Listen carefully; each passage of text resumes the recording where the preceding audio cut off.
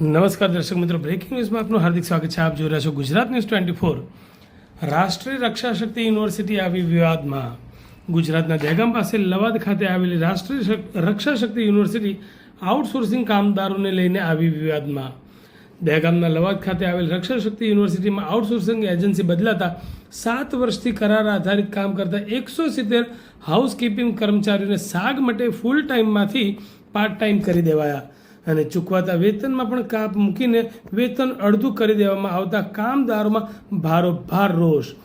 નવીન એજન્સીએ કામદારોને આપેલ જોઈનિંગ લેટરમાં પણ પાર્ટ ટાઈમનો જ ઉલ્લેખ કરાતા કામદારો ચિંતિત. કામદારો ન્યાય મેળવવા થયા આકરા પાણીએ. વીરા તલાવડીના સરપંચ ચંદ્રેશ પરમાર આવ્યા પીડિતોની મદદે. ચંદ્રેશ પરમારના ફાર્મ હાઉસ ઉપર પીડિત કર્મચારીઓએ બોલાવી બેઠક. ચંદ્રેશ પરમારે જણાવ્યું હતું કે અનુભવી અને સિનિયર કામદારોને હાસ્યમાં ધકેલીને આ નિર્ણય મેનેજમેન્ટની માનસિક વિકૃતિ સ્પષ્ટ દેખાડે છે. આજે આ 170 કામદારોને અન્યાય થયો છે તો આવનાર સમયમાં અન્ય કર્મચારીઓની આજીવિકાનો પણ ભોગ લેવાઈ શકે છે.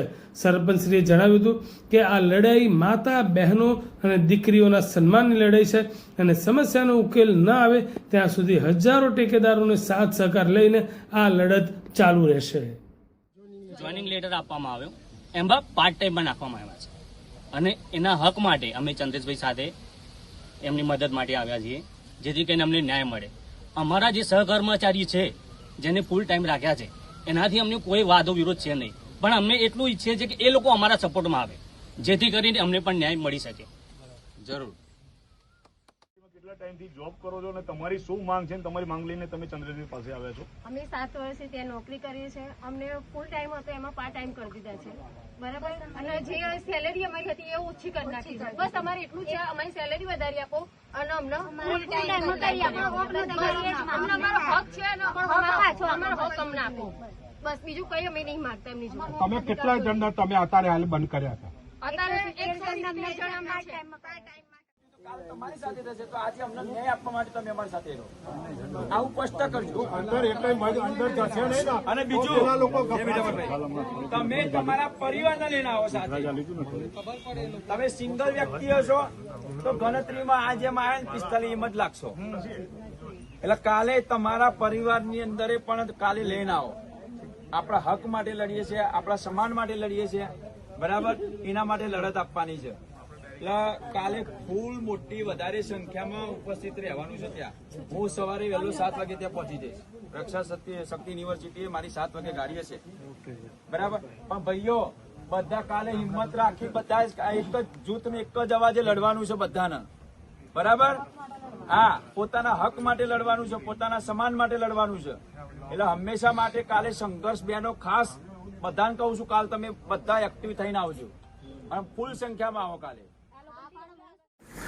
ચંદ્રેશભાઈ, આજે અત્યારે જે રક્ષા શક્તિ યુનિવર્સિટી લવાડથી આ જે કામદારો તમારી પાસે આવે છે, તમે જણાવશો કે શું માંગ લઈને આવે છે અને તમે એમને કઈ રીતે મદદ કરવા જઈ રહ્યા છો?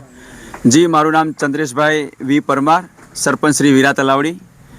ખરેખર ગઈકાલે મારી ઉપર 5 વાગે કોલ આવ્યો હતો કે રક્ષા શક્તિ યુનિવર્સિટીની અંદર જે અમે હાઉસકીપિંગ તરીકે કામ કરીએ છીએ, અલગ અલગ ડિપાર્ટમેન્ટની અંદર બધા મિત્રો ત્યાં કામ કરે છે, તો એમને અત્યારે હાલ પાર્ટ ટાઈમ ઉપર એ લોકોને ઉપરથી સૂચનાઓ આપવામાં આવી કે તમને બધાને 170 લોકોને તમને પાર્ટ ટાઈમમાં અમે બોલાવીશું ત્યાં.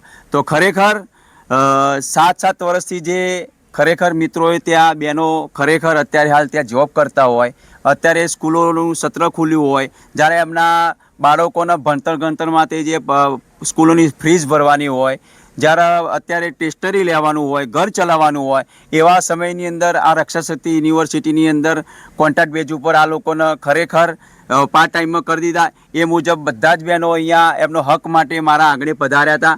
તો મેં એમને ખાતરી આપી છે કે તમને ફૂલ ટાઈમમાં કરે તે બાબતે અમે ઉગ્ર રજૂઆત પણ કરીશું. અને જો અમારી માગણી, આપણી તમારા લોકોની જો માગણી શિરોમાન્ય કરવામાં નહીં આવે તો એનાથી વિશેષ તમે ઉપવાસ પણ કરવાનો થશે.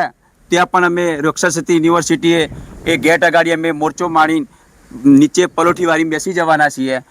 અન્નો પણ ત્યાગ કરીશું અને ત્યાં જ્યાં સુધી આ બહેનો દીકરીઓને ન્યાય નહીં મળે ત્યાં સુધી હું પીછેહટ કરવાનો નથી. આ બધા જ મારા મિત્રો છે, જે બહેનો ખરેખર આટલી મોટી સંખ્યાની અંદર આવ્યા હોય અને જ્યારે એમના બાળકોને ખરેખર પોતાનું ત્યાં 5 વર્ષથી પોતાનું બલિદાન આપ્યું હોય અને જ્યારે આજે અમુક તત્વો દ્વારા, અમુક અસામાજિક તત્વો દ્વારા ખરેખર એમને અન્યાય કરી રહ્યા છે, આ બાબતમાં બુલંદ અવાજથી હું બોલવાનો છું. આવતીકાલે સવારે 7 વાગે તમામ લોકો જે હાઉસ પીકિંગની અલગ અલગ ડિપાર્ટમેન્ટમાં જે કામ કરે છે એ બધા જ મિત્રો બહેનો હું કહું છું કે કાલે કોઈ પણ એક પણ સિંગલ વ્યક્તિ અંદર કામ ઉપર ના જવું જોઈએ. સમગ્ર બધા સાથે મળી ત્યાં ગેટ ઉપર બેસવાનું છે. આપણે જ્યાં પણ પોલીસ આપણને લઈ જાય ત્યારે આપણા જવા તૈયાર છે, પણ આપણો હક ક્યાંય પણ છોડવાના નથી. ચંદ્રેશભાઈ, આ જે રક્ષા શક્તિની અંદર જે મજૂરો કામ કર્યા, હા. આ છૂટા કર્યા, અને એ રક્ષા શક્તિ વાળા જો ન્યાયના હિતમાં ના આડા ઉતર તો આગળની શું રણનીતિ? પ્રથમ તો જ્યાં સુધી આ બહેનો દીકરીઓ ભાઈઓને આ જોબ ઉપર લેવામાં નહીં આવે ફૂલ ટાઈમ, ત્યાં સુધી ત્યાં ધરણા પર બેસીશ અને સમગ્ર આજુબાજુના તમામ ગામના રહીશો જે જોબ નથી કરતા એ લોકોને બહેનો દીકરીઓને ન્યાય અપાવવા માટે બીજા પણ 1000 લોકોને લઈને ત્યાં બેસીશ એટલી હું ક્ષમતા ધરાવું છું. વી પરમાર, સરપંચ શ્રી વીરા તલાવડી.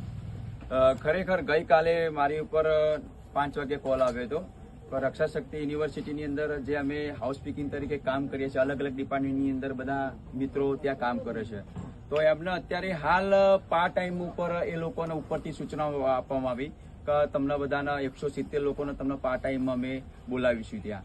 તો ખરેખર 7 વર્ષથી જે ખરેખર મિત્રોએ ત્યાં બહેનો ખરેખર અત્યારે હાલ ત્યાં જોબ કરતા હોય, અત્યારે સ્કૂલોનું સત્ર ખુલ્યું હોય, જ્યારે એમના બાળકોના ભણતર ગણતર માટે જે સ્કૂલોની ફીસ ભરવાની હોય, જ્યારે અત્યારે ટેસ્ટરી લેવાનું હોય, ઘર ચલાવવાનું હોય, એવા સમયની અંદર આ રક્ષા શક્તિ યુનિવર્સિટીની અંદર કોન્ટ્રાક્ટ બેઝ ઉપર આ લોકોને ખરેખર પાર્ટ ટાઈમમાં કરી દીધા. એ મુજબ બધા જ બહેનો અહીંયા એમનો હક માટે મારા આગળ પધાર્યા હતા. તો મેં એમને ખાતરી આપી છે કે તમને ફૂલ ટાઈમમાં કરે તે બાબતે અમે ઉગ્ર રજૂઆત પણ કરીશું. અને જો અમારી માગણી, આપણી તમારા લોકોની જો માગણી શિરોમાન્ય કરવામાં નહીં આવે તો એનાથી વિશેષ તમે ઉપવાસ પણ કરવાનો થશે. ત્યાં પણ અમે રક્ષા શક્તિ યુનિવર્સિટીએ એ ગેટ અગાડી અમે મોરચો મારી નીચે પલોઠી વાળી બેસી જવાના છીએ. અન્નો પણ ત્યાગ કરીશું અને ત્યાં જ્યાં સુધી આ બહેનો દીકરીઓને ન્યાય નહીં મળે ત્યાં સુધી હું પીસીએટ કરવાનો નથી.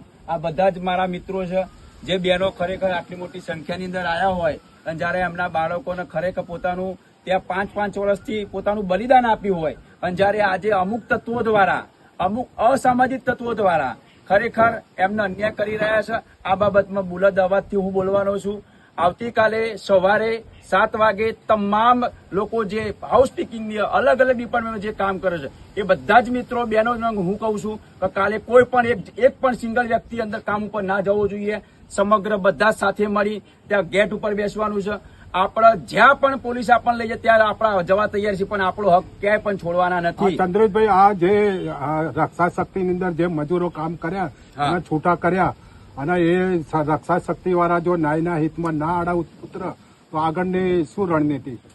પ્રથમ તો જ્યાં સુધી આ બહેનો દીકરીઓ ભાઈઓને આ જોબ ઉપર લેવામાં નહીં આવે ફૂલ ટાઈમ, ત્યાં સુધી ત્યાં ધરણા પર બેસીશ અને સમગ્ર આજુબાજુના તમામ ગામના રહીશો જે જોબ નથી કરતા એ લોકોને બહેનો દીકરીઓને ન્યાય અપાવવા માટે બીજા ચંદ્રેશભાઈના જે વીરા તલાવડીના સરપંચ, તેઓના ફાર્મ ઉપર મોટી સંખ્યામાં આજે લોકો અહીંયા આવ્યા હતા. રક્ષા શક્તિ યુનિવર્સિટીના કામદારો જેઓ છેલ્લા ઘણા વર્ષોથી રક્ષા શક્તિ યુનિવર્સિટીમાં પોતાની ફરજ નિભાવે છે.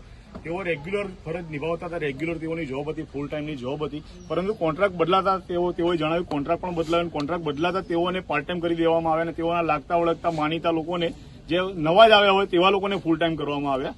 તો આપણો કાયદો છે, કદાચ કોઈ બી કામદાર હોય આપણા ઘરની અંદર જો પણ કદાચ નોકરી કરતો હોય તો જેમ સિનિયરિટી તેની વધે ને તેને ટાઈમ વધારવામાં આવે, એનો પગાર વધારવામાં આવે છે.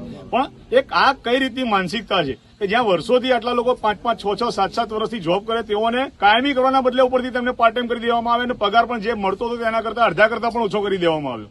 આ માટે તેઓ લડત લડી રહ્યા છે અને ચંદ્રેશભાઈએ તેઓને બાંહેધરી આપી છે. દરેક લોકો આવતીકાલે સવારે રક્ષા શક્તિ યુનિવર્સિટીના ગેટ ઉપર ધરણા ઉપર બેસવાના છે, પોતાના ન્યાય માટે લડત ચાલુ રાખવાના છે.